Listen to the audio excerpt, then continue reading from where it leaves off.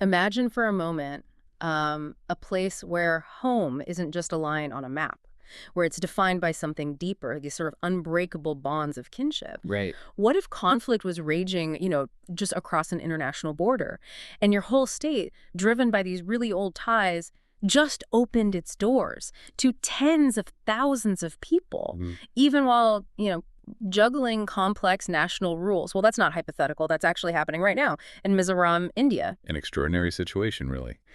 Welcome to The Deep Dive. Today, we're taking you into this incredible story from northeastern India.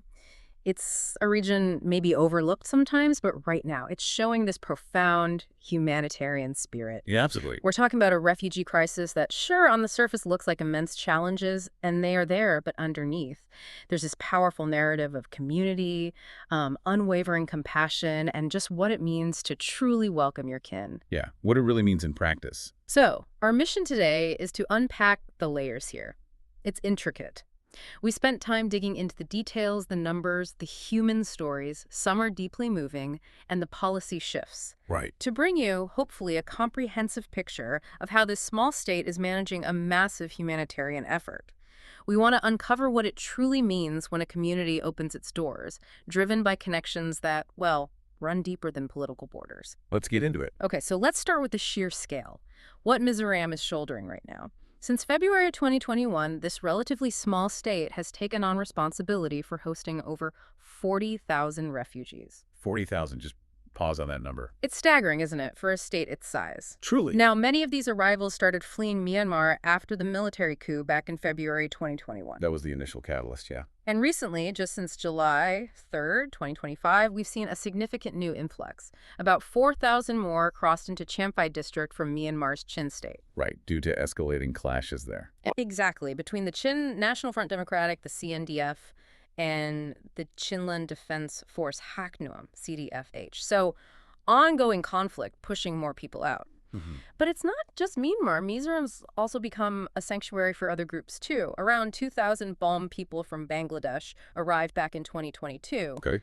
And thousands of Kukizo people from Manipur have sought safety there, too, because of the terrible ethnic violence in their home state. So it's multiple crises converging. Exactly. A multi-front humanitarian situation all landing in one small place. It's an immense challenge, no doubt.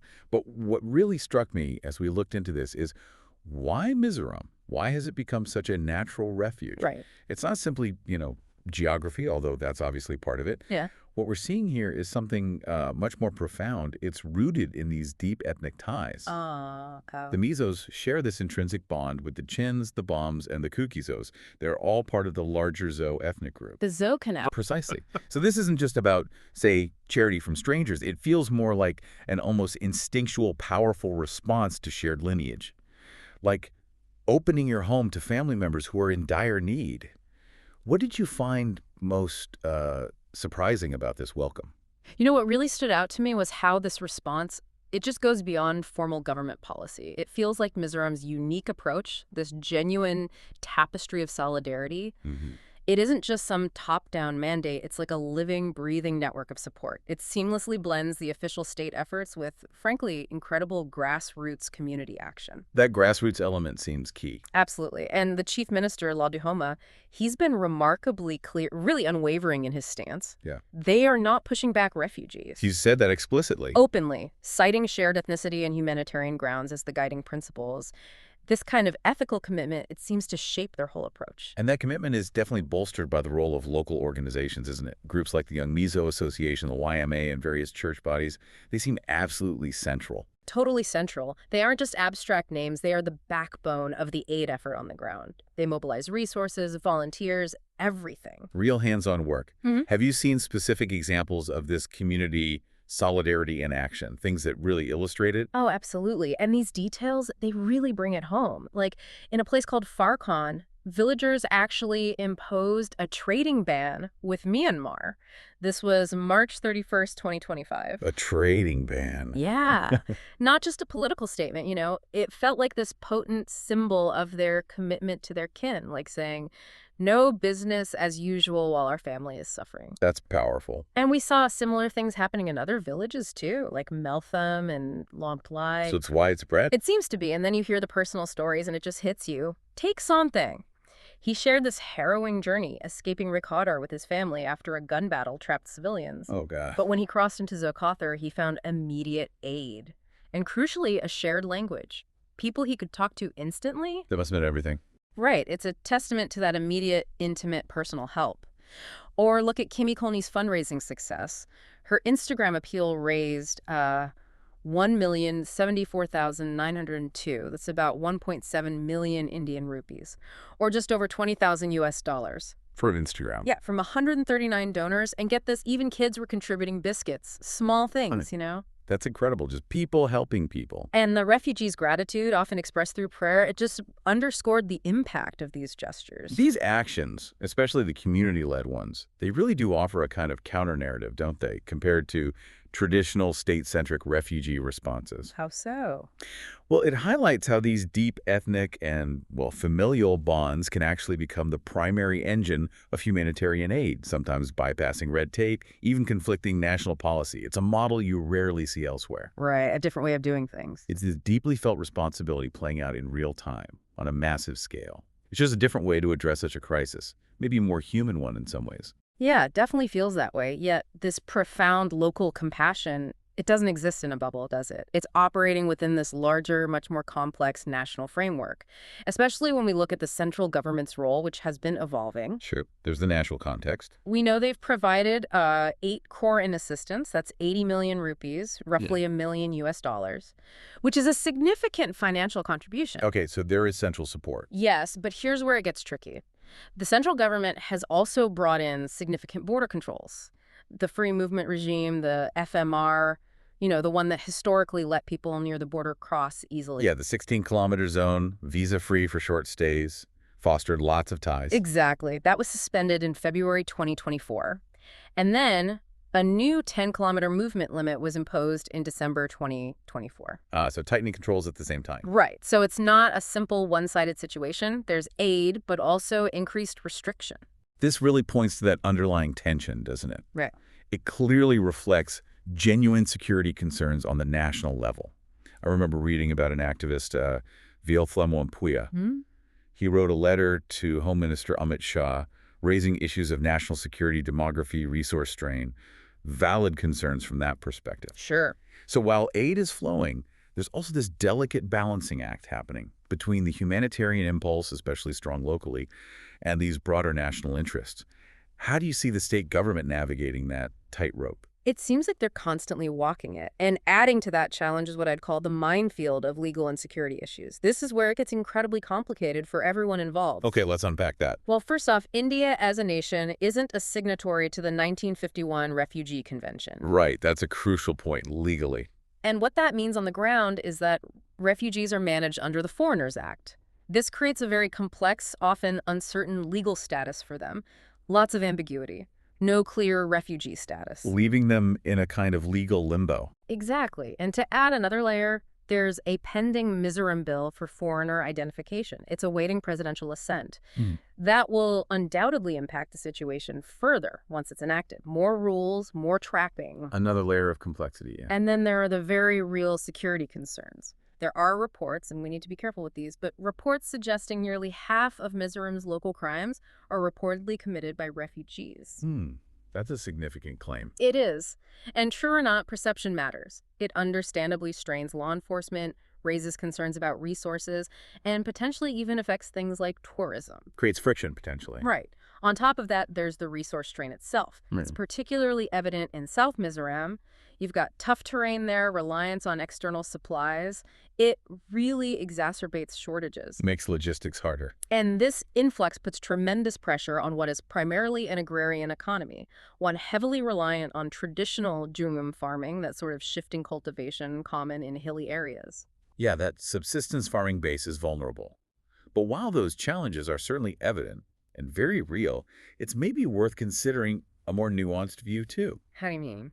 Well, for instance, refugees, over time, could potentially boost demand for local goods and services, maybe create some new economic activity. Ah, the demand side.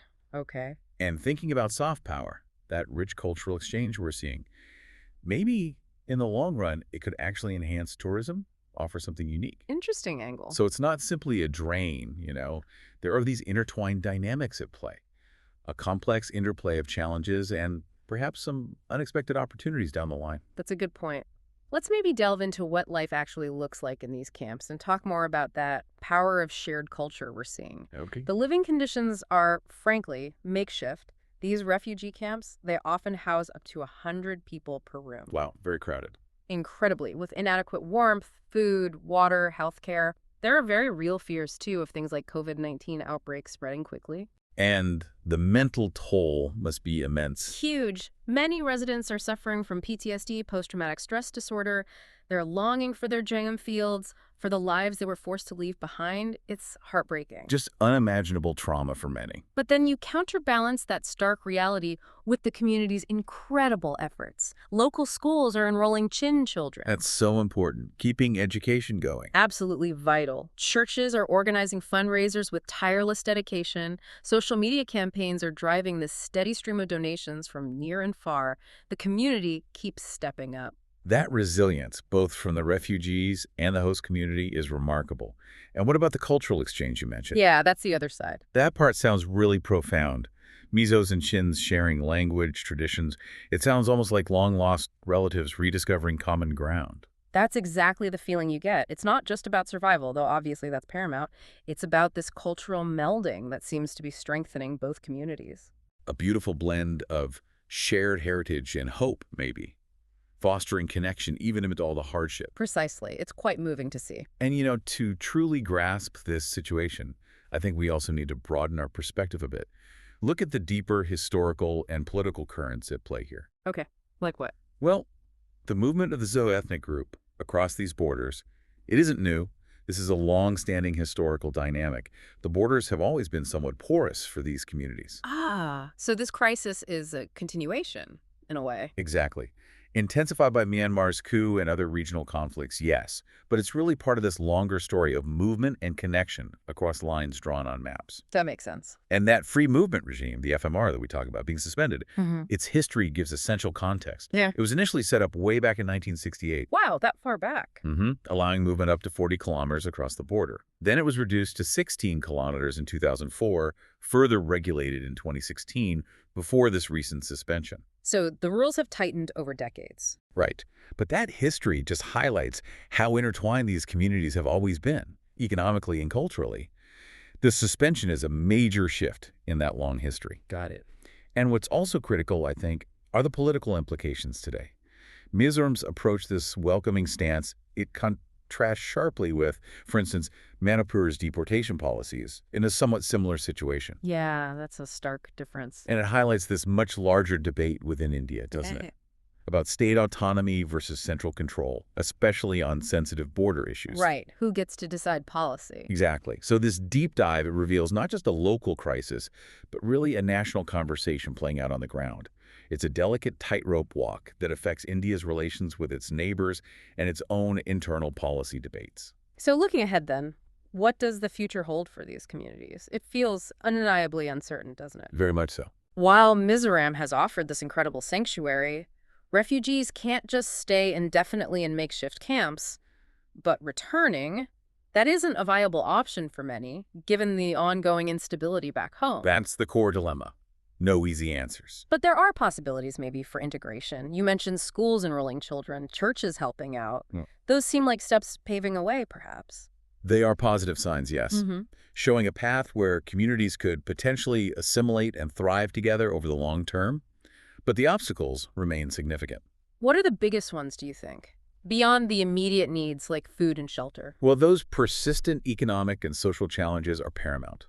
The state government is constantly trying to balance its deep-seated compassion with practical realities, resource strain, security perceptions, while the central government, understandably, remains focused on those broader national security interests and border control. It's an incredibly complex juggling act for everyone. Yeah. Ultimately, Potential paths forward could include things like formal asylum grants, though that's legally complex in India, or maybe more robust, funded integration programs, or, perhaps most impactfully in the long run, concerted international advocacy for peace and stability in the refugees' home countries. So they can eventually return safely. Ideally.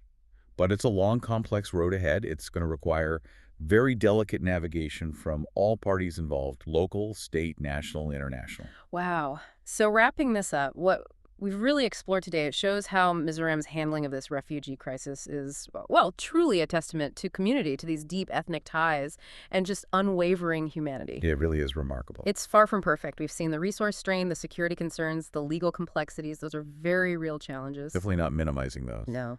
But it's still a remarkably human and compassionate response, especially in the face of such overwhelming odds. It feels raw, it feels real, and it kind of stands as this unique beacon of hope. A very powerful example. And maybe this deep dive reveals that sometimes, the true strength of a society isn't measured just by its borders or its laws, but maybe by the bonds of kinship and that simple, enduring act of just opening a door to those in need.